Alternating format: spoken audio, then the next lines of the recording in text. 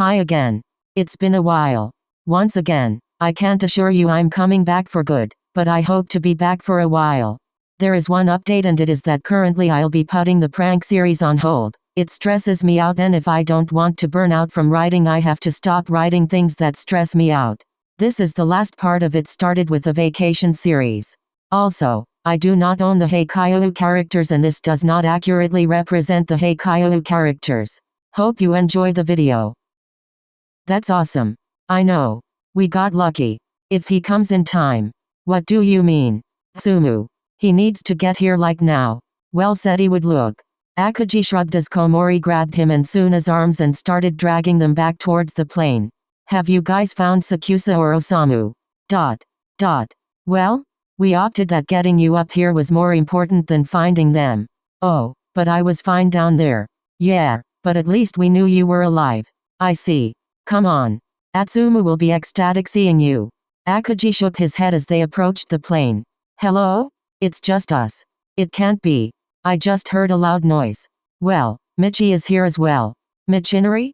The group opened the plane to see Atsumu, weakly laying on the table in front of him, smiling the best he could. You're worse. Hey Atsumu. You're okay. Well, other than my arm. Better than most of the other people here. Hey. You're bleeding through your bandages, Sunarin. What? Suna looked down, shocked at the amount of blood coming from him. That's not good. You reopened the wound. Because you helped to pull me up. You idiot. It's a flesh wound. Tell that to your pale skin. I'm fine. Okay. I'm not. Atsumu coughed a little, still shaking violently. That is shown by the look of you. We need your rescue man to come. He's looking. How long is that going to take?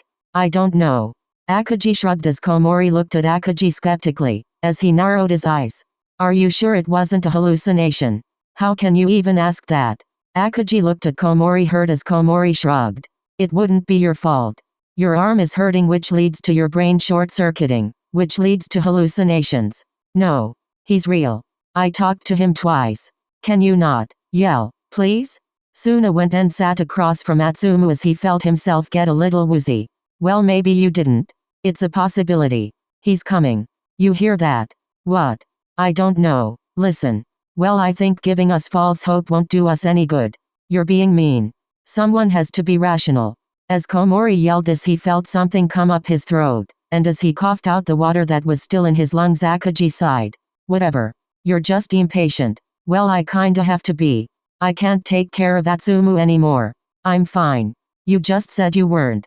Well, at least I can hear the buzzing noise. No. Wait. I can hear it too. Suna got up as he looked out one of the windows, gaping at the tiny thing he saw in the sky. What is it? Something's in the sky. Like a commercial airplane? No. A helicopter. Akaji jumped up at the sentence as he ran out of the airplane, looking up at the sky. Find us. We aren't hidden. Find us. Find us. The helicopter noises got closer as Akaji waved his hand at the helicopter. Come on. You have to stop. The helicopter stopped moving forwards as it hovered above the broken plane part. It started descending towards an open part of the forest that the plane had made. He's landing. Get Atsumu and Rintaro out here. Got it. Akaji ran over to where the helicopter landed, noticing a pilot and two emergency medical people in the back. Hey, are you someone from the crash? Yes. My friends are back there. They're injured. Okay, you two head back there. The medical people left the plane as Akaji got in, smiling at the pilot. I knew you'd come. Hey, I said I'd look for you. And yet here you are. Here I am. Akaji waited as Atsumu was helped into the helicopter, and soon after was Komori and Suna. We have to get out of here and towards a hospital. This one was stabbed through the abdomen. Right. Okay, I need you to lay down. The nurse laid Atsumu on the ground of the helicopter as he started examining the wound. Samu. Omi. Who is he calling to? Comfort him. Ah, those two aren't with us. There's more? I said there might be 6. They got separated from us. We don't even know if they're alive. With Sakuatsu and Osamu. I know I saw it. I doubt you did. It was a helicopter. Well, why would it pass by your message? Maybe it didn't see it. Unlikely. Unless you made it poorly. Sakuatsu was standing at the fire as Osamu continued to lay on the couch, hoping that he would be able to feel his back soon. I didn't make it poorly. Maybe he was just looking for other people. Who else would he be looking for? I don't know. Maybe Atsumu. Or Akaji. Suna or Komori maybe. Okay, the sarcasm can stop. They'll come back for us. Sure. Like they've come looking for us? They could be injured like we are. Yeah, I know.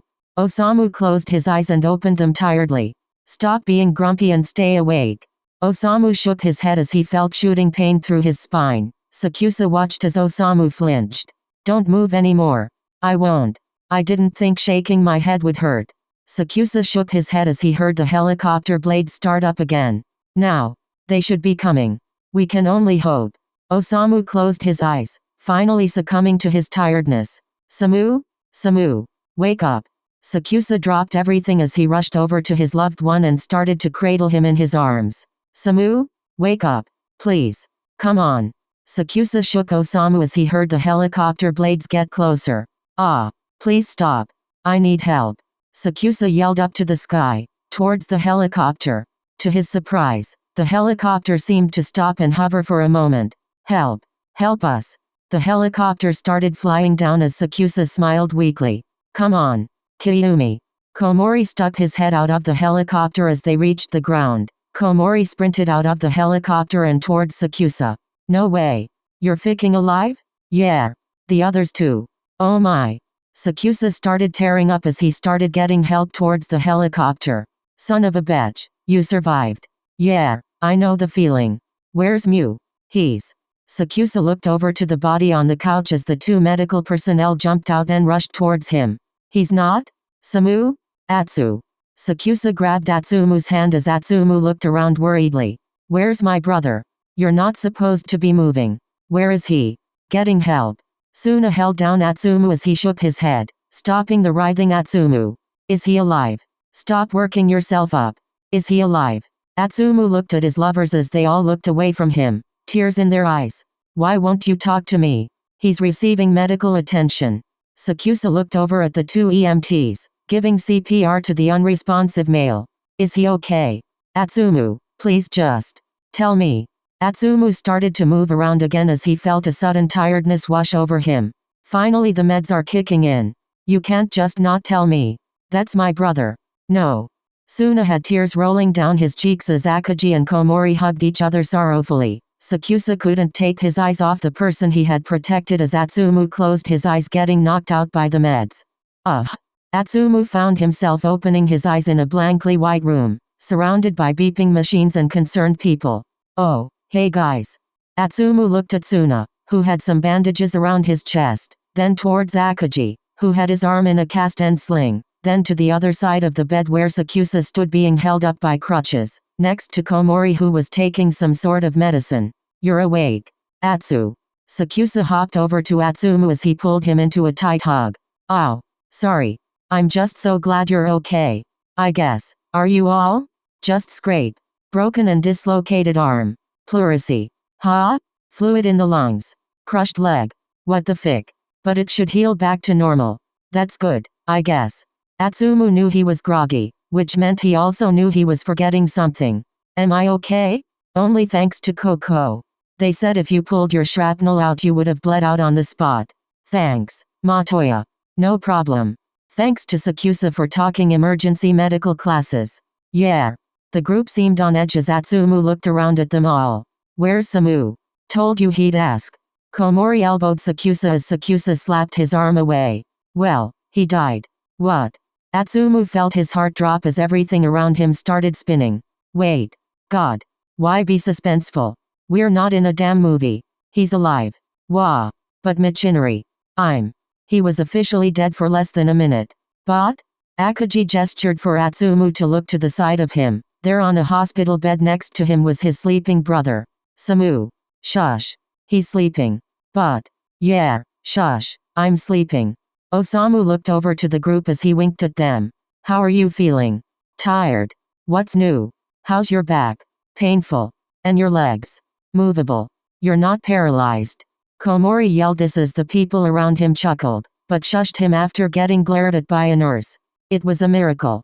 Not only had they all survived a plane crash, a deadly occurrence, they were all together. It was warm. It was a different kind of warmth a person would get from a fire, but it warmed them up nonetheless. Atsumu was grateful his faulty trip hadn't killed anyone, but was surprised later on when he heard that they all expected a redo sometime soon.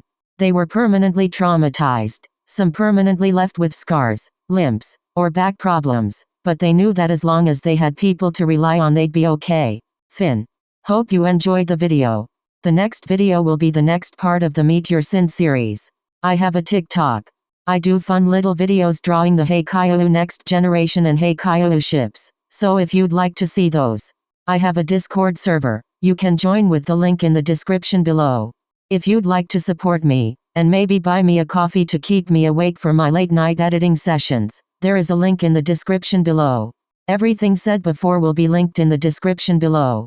Thank you so much for watching and thank you for your support.